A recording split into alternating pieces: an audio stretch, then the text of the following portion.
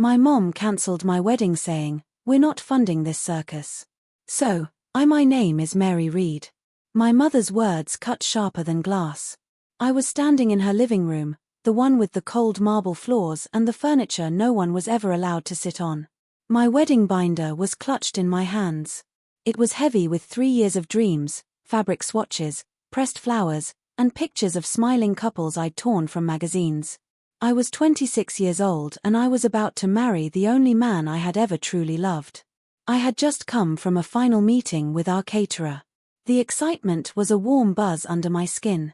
My fiancé, Thomas, had already left for his job at the high school and I'd stopped by my parents' house on the way home eager to share the last little details. My mother, Veronica Reed, was sitting in her favorite wingback chair, the one that faced the perfectly manicured garden. She held a cup of chamomile tea, her posture as flawless as the porcelain in her hands. She didn't look up at me. She just stared out the window at a world she had arranged to her liking. "We're not funding this circus," she said. The words were so quiet, so devoid of anger that for a moment I thought I had misheard. The ticking of the grandfather clock in the hall suddenly felt deafening.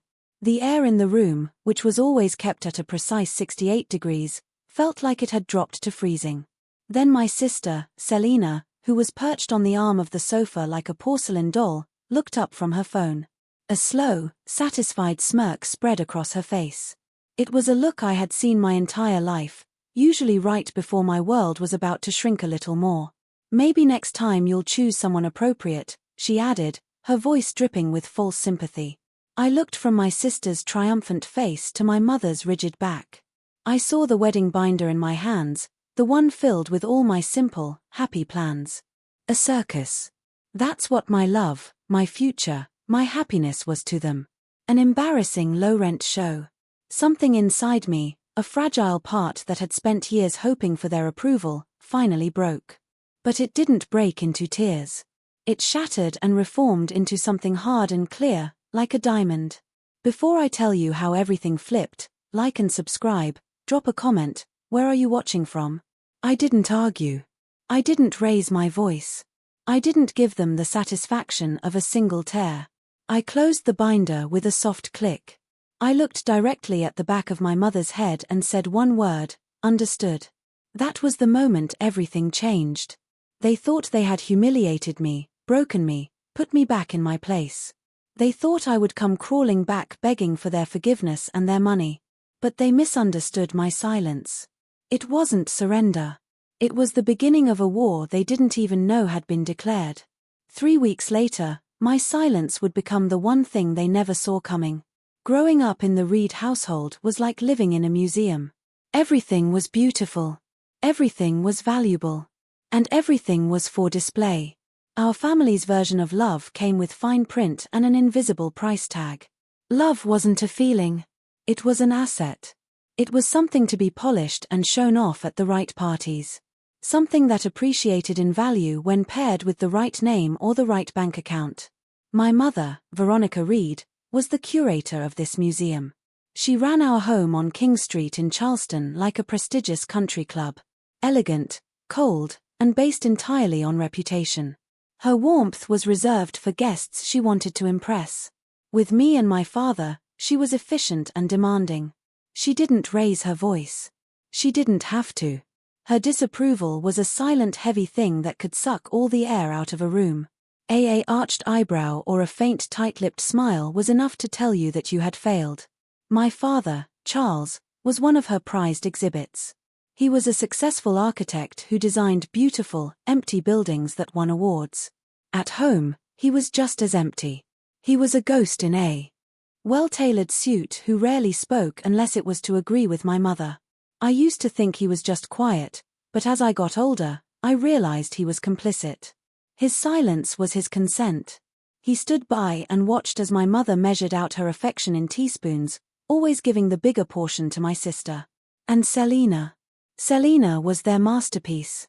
She was 2 years older than me, prettier than me, smarter than me, and most importantly, more ambitious than me. She was everything my mother wanted in a daughter. Selina understood the family business. Appearances were everything. She went to the right schools, joined the right sorority, and dated the right men. She was a mirror reflecting my mother's own ambitions back at her. I was a window my mother preferred to keep curtained. I remember one Christmas when I was 10. I had spent weeks working on a gift for my mother, a small hand-painted jewelry box. I had used all my allowance money to buy it and had painstakingly painted tiny sea turtles on the lid because she'd once mentioned she liked them. On Christmas morning, I gave it to her, my heart pounding with hope. She opened it, looked at the turtles, and gave me a thin smile. "How quaint, Mary," she said before setting it aside to open Selina's gift. Selina had used our father's credit card to buy her a silk scarf from a designer boutique. My mother wore that scarf for the rest of the day. My little box was put in a drawer and never seen again. That was the pattern of my life. My efforts were quaint. Selina's were impressive. When Selina got married to a man whose family owned a shipping company, my mother was ecstatic. She threw a garden wedding that was featured in the local society pages. There were articles about the union of two of Charleston's finest families. My mother spent a year planning it, obsessing over every detail from the imported French lace on Selina's dress to the string quartet that played Vivaldi. It wasn't a wedding, it was a coronation. And my mother was the Queen Mother beaming with pride. My wedding was never going to measure up. I wasn't marrying for status or for a feature in a magazine. I was marrying Thomas. I met Thomas in college. He wasn't from a fine family. His father was a mechanic and his mother was a nurse. He didn't want to be a banker or a lawyer. He wanted to help people. Now he was a high school counselor working with troubled kids, guiding them, listening to them. He was steady and kind and patient. When I was with him, I felt like I could finally breathe. He didn't see me as a project to be improved or a reflection of his own ambition. He just saw me. He loved me. That's all I ever wanted. But to my family, his kindness was a liability. It was weakness. When I first brought him home for dinner, the polite interrogation began. My mother asked him about his 5-year plan. My father asked him about his investment portfolio. Selina asked him if being a counselor was emotionally draining, her tone suggesting it was also financially draining. Thomas answered every question with calm sincerity. He wasn't ashamed of who he was or what he did. Later that night after he'd left, my mother cornered me in the kitchen. "Mary, you can't be serious about him," she said, her voice low and urgent. "He has no ambition. He's a public servant. Think of our reputation." "I love him, Mom," I said, my voice barely a whisper. She sighed, a long weary sound, as if my simple happiness was the heaviest burden she had to bear. "Love doesn't pay the bills, darling, and marrying for love in our world is a scandal."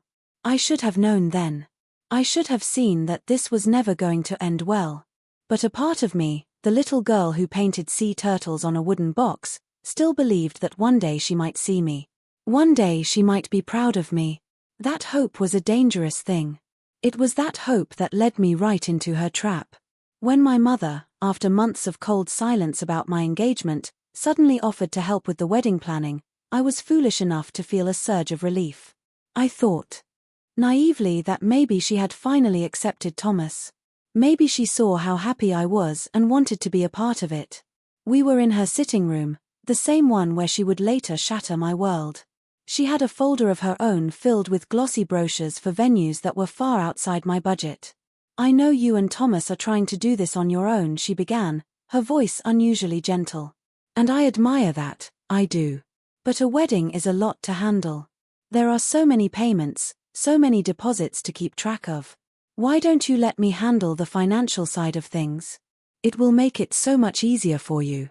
You just focus on the creative details, darling." My treat. She made it sound like a gift, an act of generosity. She said she would manage the vendor contracts and make the payments directly from a family account to simplify the paperwork. I was so desperate for her approval, so tired of the tension that I agreed. I thanked her, feeling a warmth spread through my chest for the first time in years. I saw it as an olive branch. I didn't realize it was a weapon. For the next few weeks, everything seemed perfect. My mother would call to give me updates. "The deposit for Ivy Oaks is paid," she'd say. "The florist has been booked and a down payment has been sent." She sounded engaged, even happy. I let myself believe the fantasy. I let myself believe we were a normal mother and daughter planning a wedding together.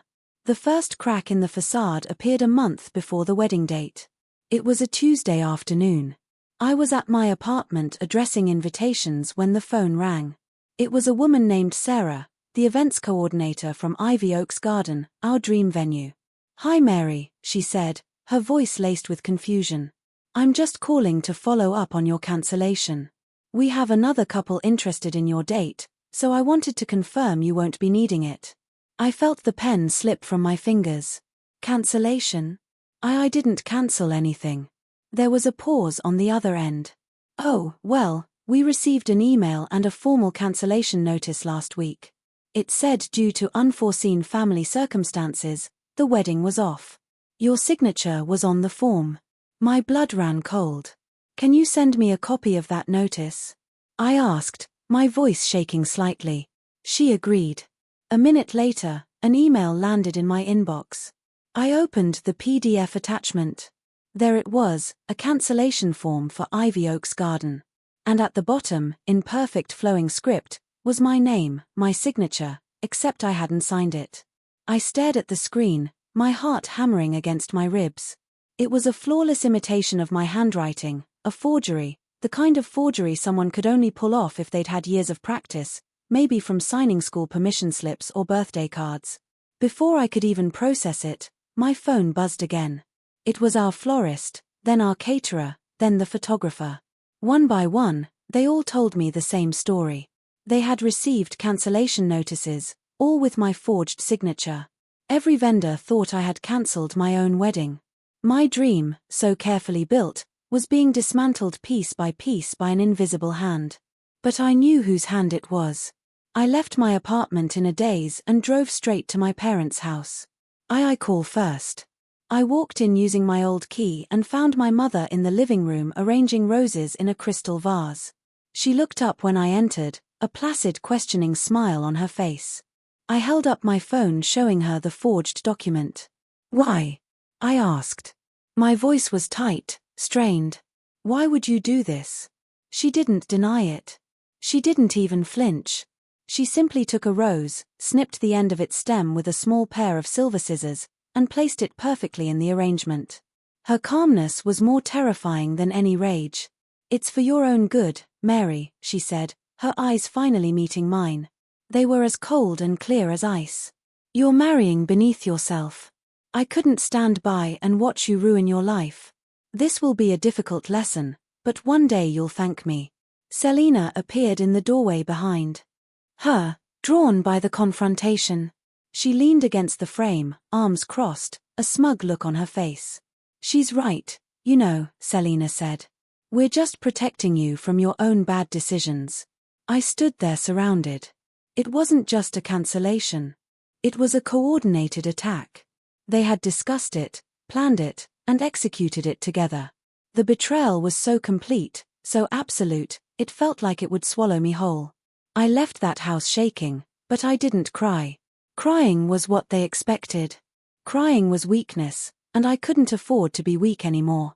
The hurt was a physical thing, a crushing weight in my chest, but underneath it a new feeling was taking root. A cold, hard resolve. I drove home, my knuckles white on the steering wheel. I walked into my apartment, past the stacks of useless wedding invitations. I sat down, opened my laptop, and created a new document. At the top, I typed a single heading, evidence. Then I started to make a list of everything she had touched and everything I was about to reclaim. When Thomas came home that evening, he found me sitting at the kitchen table surrounded by papers. The lights were off save for the blue glow of my laptop screen. He saw my face and knew instantly that something was terribly wrong. I told him everything. I told him about the calls, the forged signatures, and the final chilling confrontation with my mother and sister. As I spoke, his face transformed from confusion to disbelief and then to a slow-burning fury I had never seen in him before. Thomas, the gentlest man I knew, looked like he was ready to burn the world down for me. "That's it," he said, his voice a low growl. "We're calling a lawyer. We'll sue them for everything. Forgery, breach of contract, emotional distress, everything, live. We will destroy them. He reached for his phone, ready to act, ready to fight for me. A part of me loved him more in that moment than I ever had before, but another, colder, more calculating part of me put a hand on his arm to stop him. No. I said, my voice steady. Not yet. He looked at me confused. What do you mean not yet? They forged your name. They sabotaged our wedding.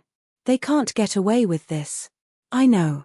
I said, looking from his angry, loving face to the list on my screen.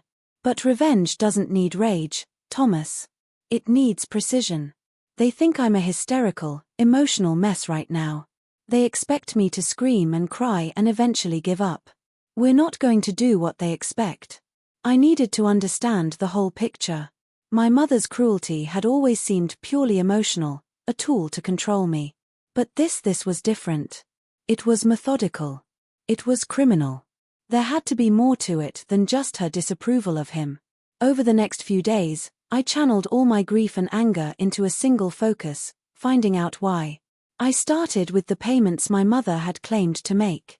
I had copies of the original contracts with the vendors, which listed the deposit amounts.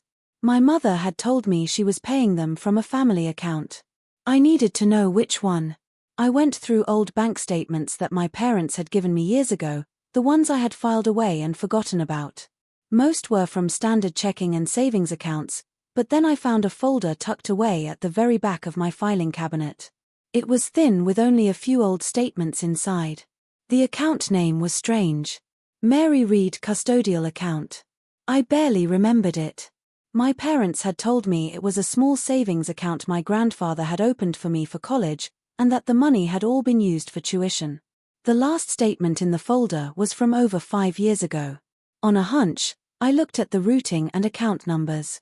Then, I pulled up the initial deposit receipts from the vendors, the ones my mother had so helpfully forwarded to me weeks ago as proof of payment. I compared the numbers. They matched. My heart started beating a frantic rhythm against my ribs. The payment she had made to the vendors, the ones she had used to gain control of my wedding, hadn't come from her account. They had come from an account that was, at least in name, mine. Why? Why would she use that specific account? It made no sense. There was only one person who might have the answers. Our family had used the same law firm for decades. The senior partner, Ms. Eleanor Carter, was an older woman who had been my late grandfather's personal attorney and friend. She was sharp, discreet, and one of the few people my mother couldn't intimidate. I found her number and called her office. Her secretary put me through immediately. Mary, dear. Ms. Carter's voice was warm, but professional. It's been a long time. How are you? I'm not sure, Ms. Carter. I said, trying to keep my voice from trembling. I have a strange question for you. I need to know about an old custodial account set up by my grandfather. It's in my name. I explained the situation, that my mother had used it to pay wedding deposits and that I didn't understand why. As I spoke, there was a profound silence on the other end of the line. It stretched for so long I thought the call had been disconnected. Finally, she spoke and her voice had lost all its earlier warmth. It was now heavy with a gravity that terrified me.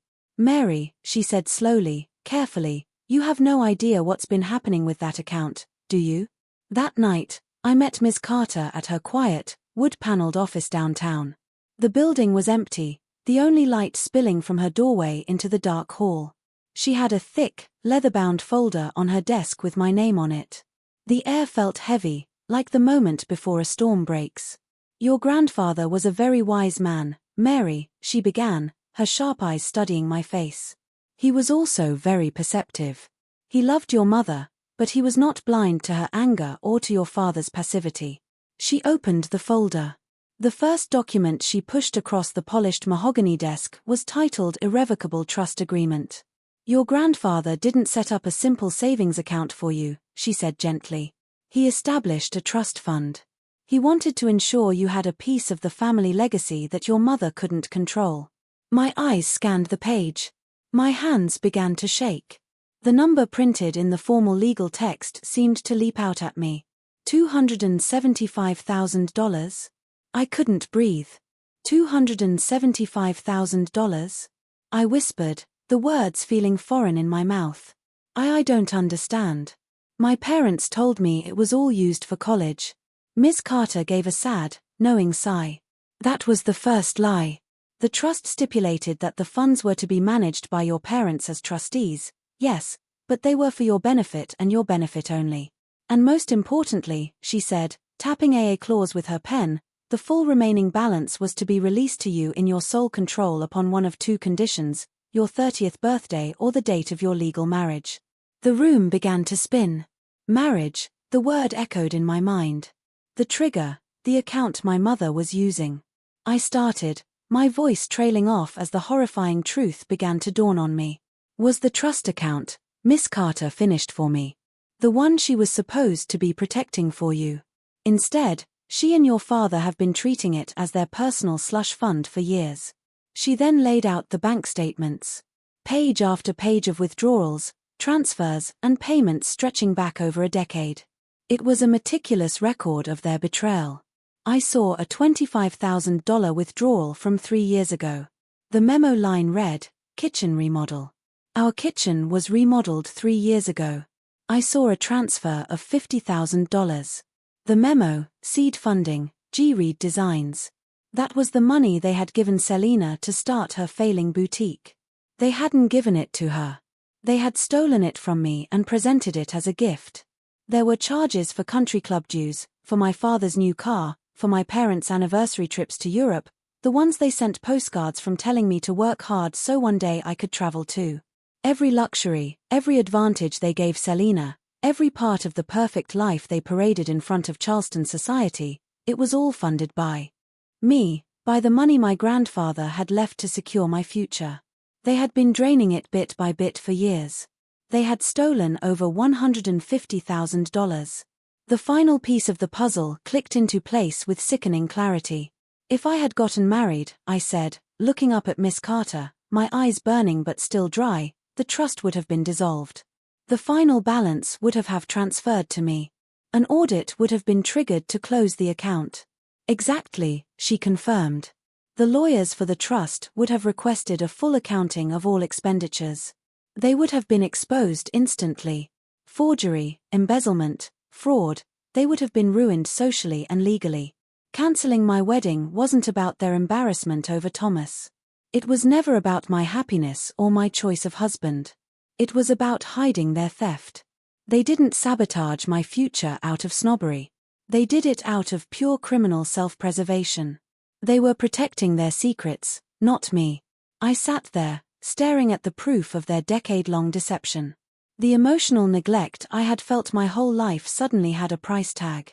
The favoritism, the dismissals, the constant feeling of being less than, it was all a deliberate strategy to keep me in the dark, to make me feel unworthy of asking questions. I slowly gathered the papers into a neat stack. The shaking in my hands had stopped. The hurricane of pain inside me had settled into a dead calm eye. I felt a strange chilling clarity wash over me. This was so much bigger than a cancelled wedding. I looked at Miss Carter, the woman my grandfather had trusted to watch over me. They didn't just cancel my wedding, I whispered, the words like chips of ice. They cancelled their peace. The days that followed my meeting with Miss Carter were strangely calm. The storm, but on the surface my life was still. I went to work. I had dinner with Thomas. I planned a future that felt both more real and more terrifying than ever before. Thomas, now fully aware of the scale of the theft, had moved past his initial rage. He became my anchor. He didn't push or pressure me. He just sat with me in the evenings, holding my hand while I stared at the copies of the bank statements. The numbers blurring into a testament of my entire childhood. He would make me tea and simply say, "Whatever you decide to do, I am with you." Deciding was the hardest part. Filing a lawsuit wasn't just a legal action. It was a declaration. It was taking a relationship that was already broken and pulverizing it into dust. It was choosing to be an orphan. There were moments late at night when the little girl inside me would whisper, "But she's still your mother." I had to remind that little girl that a mother doesn't steal from her child. A mother doesn't sabotage her happiness to cover her own crimes. After a week of sleepless nights, I called Ms. Carter. File it, I said, my voice clear and steady. File everything. The process was quiet, just as I'd wanted. There were no dramatic confrontations, no screaming phone calls. There was only the silent official delivery of a legal summons. I imagined the moment the courier arrived at their pristine front door on King Street. I imagined my mother's manicured hand taking the envelope, her brow furrowed in annoyance at the interruption. I imagined her slicing it open with her silver letter opener, her expression shifting from confusion to cold reptilian fury. I imagined my father's face paling as he read the words, Mary Read versus Veronica and Charles Read. The words themselves were an act of war. They responded, of course. Their lawyer, a man who smelled of expensive cologne and cheap ethics, sent back a letter filled with denials and accusations. They claimed the trust funds were used for my upbringing and elite education. That the withdrawals were all for my direct benefit. They painted me as an ungrateful daughter, manipulated by a greedy fiancé, throwing a tantrum because her wedding was postponed. They were building their narrative, the one they would tell all their friends at the country club. They were preparing to make me the villain. But Miss Carter was unfazed. Lies look flimsy on paper, Mary, she told me over the phone, and they look even flimsier under oath. The court date arrived on a crisp autumn morning. The sky was a brilliant cloudless blue. It felt like a betrayal that the world could be so beautiful on the day I was set to destroy my own family. Thomas held my hand as we walked up the stone steps of the Charleston County Courthouse. He was wearing his best suit, his jaw set in a protective line. I wore a simple navy blue dress, my hair pulled back. I wanted to look calm, serious, and unbreakable. We saw them across the grand echoing hall. My mother, my father, and Selina. They stood together, a united front of denial. My mother was dressed in a Chanel suit, her pearls glowing at her throat. She looked like she was attending a charity luncheon, not a fraud hearing. But for the first time, I could see the cracks in her perfect facade. There was a tightness around her mouth, a faint, almost imperceptible tremor in her hand as she clutched her handbag. My father stood slightly behind her, his face stoic mask. And Selina. Selina looked at me with pure, unadulterated hatred. Her eyes, so much like my mother's, narrowed into slits. She whispered something to my mother, who then turned her head and looked directly at me. Her expression was not one of anger or of sadness. It was one of utter bewilderment, as if she was looking at a stranger who had committed an unspeakable act against her. She looked at me like I had betrayed her. Inside the courtroom, the air was tension. The proceedings began, and Miss Carter laid out our case with cold, methodical precision. She started with the wedding. She presented the forged cancellation notices, alongside a report from a handwriting expert confirming the signatures were not mine, but bore a striking resemblance to my mother's. My mother watched, her expression unchanging, as if this was all a minor inconvenience. Then, Miss Carter moved to the trust. She projected the bank statements onto a large screen for the entire court to see. Line by line, she walked the judge through a decade of theft. $25,000 withdrawn on April 12 for what the defendants claimed was home maintenance. In fact, it was for a custom marble island in their kitchen.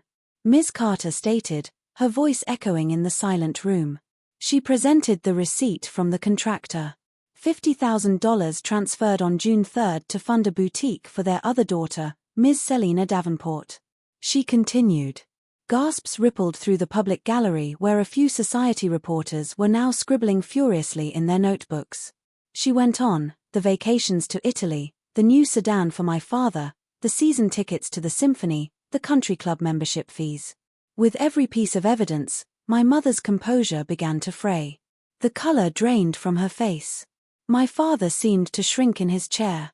Selina stared at the screen, her mouth slightly agape, as if seeing the sheer scale of the deception for the first time. When it was my mother's turn to take the stand, she tried to maintain her air of aristocratic Selina. She spoke of her love for me, her deep concern for my well-being. I was only ever trying to protect her, she said, dabbing a tearless eye with a silk handkerchief. The money was for her benefit. A stable home is a benefit. A successful sister is a benefit. It was a family fund to be used for the family. Ms. Carter approached the witness stand.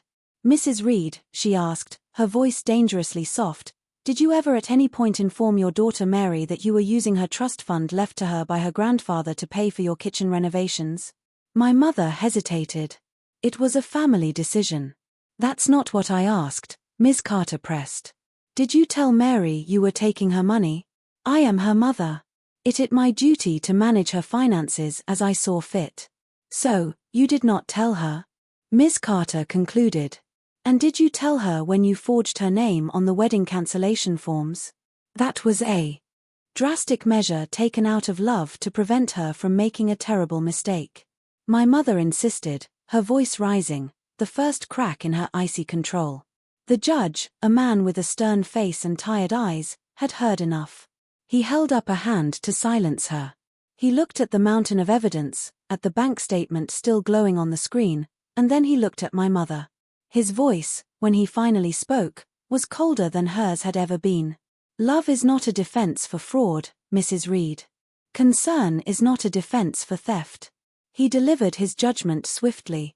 He found them guilty on all counts: misappropriation of funds, forgery, and intentional infliction of emotional distress.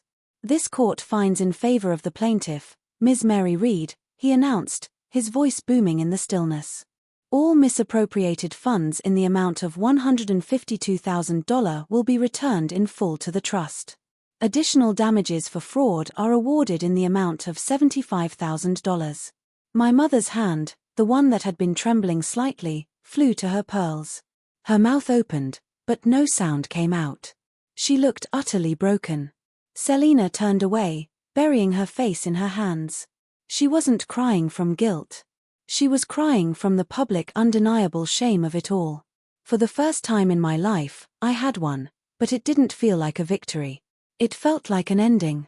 The sound of the judge's gavel striking the wood block was deafening. It was a sound of finality, the crack of a world breaking in two. In the stunned silence that followed, I just sat there, frozen in my chair. Thomas's hand found mine, his grip warm and grounding. I could feel the reporters in the back of the room rushing for the doors, eager to be the first to spread the story of the Reed family's spectacular implosion. The whispers started, weaving through the courtroom like smoke. Ms. Carter gave me a small, reassuring nod before she began packing her briefcase, her movements crisp and professional. The legal storm was over. Now, I had to walk through the wreckage. We waited for the room to clear. My father, looking older and more stooped than I had ever seen him, guided my mother out through a side door, shielding her from the curious stares. Selina followed, her face streaked with mascara, refusing to look in my direction. They were a portrait of ruin, stripped of their dignity and their carefully constructed lies. As we walked out into the main hall, the afternoon sun streamed through the tall, arched windows, illuminating the dust motes dancing in the air. And then I heard her voice. Mary. I stopped. I turned. My mother had broken away from my father and was walking toward me. Her perfect composure was gone. Her hair was slightly disheveled. Her eyes were red-rimmed and desperate. She looked smaller somehow, frailer. She stopped a few feet away from me, searching my face for something I no longer had to give. Mary, we need to talk, she said, her voice raspy. This has all been a terrible misunderstanding. We can fix this. We're still family. The word hung in the air between us. Family. It was a word she used my entire life as both a shield and a weapon. It was a word that meant loyalty, but only on her terms. It meant obligation, but only mine to her. It meant love, but only the kind you could display, not the kind you could feel. I looked at her, really looked at her, and for the first time, I didn't see the powerful, intimidating matriarch who had controlled my world. I saw a frightened woman, who had spent her entire life so terrified of not having enough status, enough money, enough control, that she had devoured her own daughter's future to feed her insecurity. Her life wasn't built on a foundation of love or integrity. It was built on a fragile scaffolding of appearances, and I had just kicked it out from under her. Thomas squeezed my hand, a silent signal of support, but he didn't speak. He knew this was a moment that had to be mine alone. No, I said. My voice was soft, almost a whisper, but it carried across the marble floor with absolute finality. "We were a family, eh? Long time ago, but you cancelled that, too." She flinched. It was a small, sharp intake of breath, a tightening in her shoulders. It was the exact same way I had flinched in her living room when she had called my wedding a circus. The symmetry of it was both tragic and liberating. She finally understood what it felt like to have something precious declared worthless. I held her gaze for a moment longer, long enough for my words to settle deep inside her. There was nothing left to say. There were no arguments to be had, no forgiveness to be begged for. We were past all of that. We were strangers now, connected only by a history of pain and a court order. Then I turned my back on her, and I walked away. I didn't look back. I didn't wait to see her reaction. With every step I took toward the courthouse doors and the bright, open world outside, I felt a weight lifting from my shoulders. It was the weight of a lifetime of unmet expectations, of trying to be good enough, of hoping for a crumb of approval from a woman who had a stone for a heart. The days that followed were quiet. The story was in the local paper, of course, a discreet article on page 3, detailing the lawsuit and the judgment. It was worded carefully, but the facts were damning. The Charleston high society my mother prized so much was ruthless. A scandal was entertainment, and the Reeds were the new show in town. I went through the motions of cutting the final ties. I changed my phone number. I deleted and blocked their numbers, their email addresses, their social media profiles. It was a strange, methodical process, like cleaning out a house after a death. Each click of the block button was a small funeral for a part of my past. Thomas was my rock. He knew that this wasn't a simple victory. He knew there was grief mixed in with my relief. He let me be silent when I needed to be silent. He held me when, one random Tuesday night while we were washing dishes, a wave of sadness washed over me and I finally cried. Not for the mother I had, but for the one I had never been given. "It's okay to be sad, Liv," he whispered, holding me against his chest. "You're mourning what should have been. It's the last piece of letting go." He was right. The lawsuit had severed the legal and financial ties. The confrontation at the courthouse had severed the spoken ones. But that night, in the safety of Thomas's arms, I severed the final invisible cord. The one that had tethered my heart to a ghost of hope. The hope that one day my family would love me for who I was. I was free. And in the silence they left behind, I could finally start to hear my own voice. 6 months passed. The chill of autumn gave way to the quiet cold of winter, and then melted into the vibrant, hopeful bloom of a Charleston spring. The world turned, and so did I. The lawsuit faded from the society pages, replaced by new gossip, new scandals. The money, plus the damages, was transferred into a new account in my name. An account that my parents could never touch. It sat there, a quiet symbol of my independence, but the real prize wasn't the money. It was the peace. During those months, Thomas and I started over. We decided we still wanted to get married at Ivy Oaks Garden. It had been our dream venue, and I refused to let my mother's memory taint it. Reclaiming it felt important. It was like replanting a garden that had been trampled. This time, the planning was different. There were no binders filled with clippings meant to impress anyone. There were no stressful meetings or passive-aggressive phone calls. It was just me and Thomas sitting on the floor of our apartment with takeout and a laptop. We made decisions together laughing. We chose a simple, elegant theme. We picked a menu of food we actually loved, not what was considered sophisticated. We made a playlist of our favorite songs, a mix of old soul and indie rock that would have made my mother cringe. Every choice was ours. Every detail was a reflection of us. The whole process was joyful, light, and easy. It was everything a wedding was supposed to be. I designed my own dress, a simple A-line gown made of soft, flowing crepe. I spent hours sketching it, and then I found a local seamstress who brought it to life. The act of creating it felt like I was stitching my new life together, thread by thread. Our wedding day arrived on a perfect Saturday in May. The sun was warm, and a gentle breeze rustled the leaves of the ancient oak trees at the venue. The gardens were in full bloom, a riot of white roses, lavender, and hydrangeas, their scent hanging sweet in the air. Our guest list was small. We had 50 people, not the 300 my mother had insisted upon for my first wedding. There were no business associates of my father, no society friends of my mother. There was only Thomas's large, loud, and loving family, who welcomed me as one of their own from the very beginning, and my closest friends, the ones who had listened to me cry and had cheered me on as I fought my way back to the light. It was a wedding filled not with connections, but with love. As I got ready in the bridal suite with my 2 best friends, there was a moment of quiet.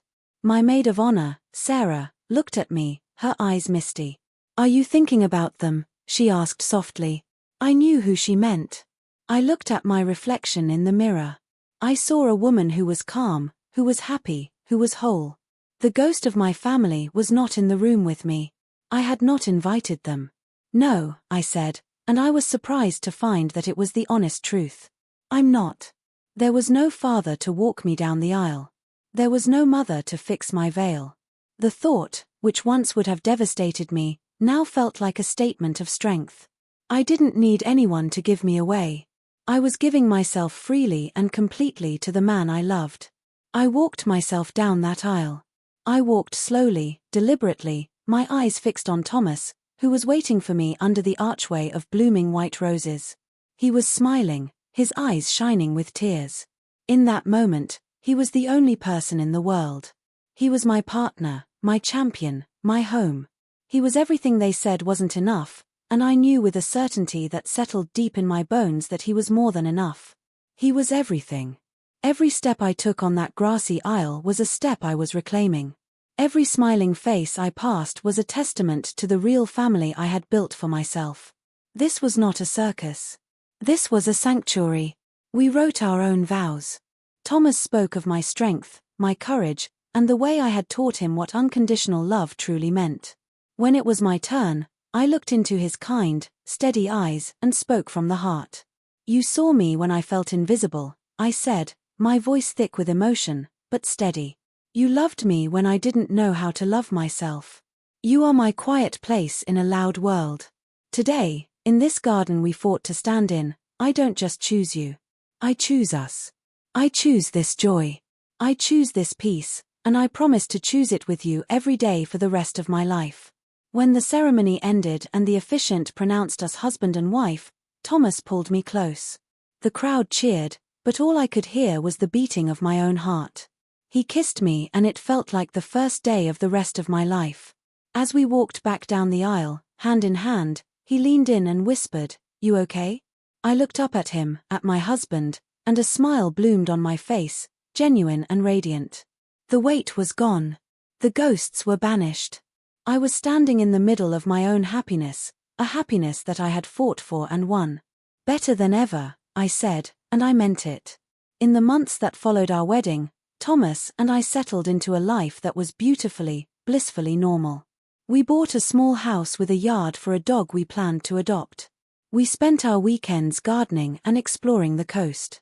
My life was filled with small, quiet joys that when added up became a fortress of happiness. The drama of the past year began to feel like a story that had happened to someone else. I didn't seek out news of my family. I didn't have to. In a city as small and interconnected as Charleston, news travels. It found its way to me in trickles, through mutual acquaintances who would awkwardly mention something they'd heard, or through news articles I'd stumble upon online. The first domino to fall was Selina's boutique. Her business had been propped up by my stolen trust fund money from the start. Once that line of credit was cut off, and once the judgment forced my parents to liquidate assets to pay me back, there was nothing left to keep it afloat.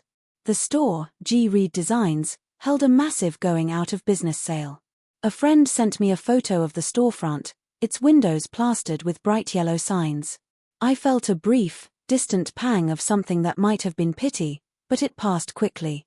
Selina had stood by and watched my mother forge my name. She had smirked as my world was torn apart. Her failure was not my revenge. It was a consequence. Next came the social fallout. The story of the lawsuit, with all its sordid details of theft and forgery, had become a permanent stain on the Reed family name. My mother, who had lived and died by her reputation, was now a pariah. The invitations to charity galas stopped coming. Her friends stopped returning her calls. I heard she had resigned from the board of the historical society she had chaired for a decade. She had built her entire identity on being a respected member of Charleston's elite.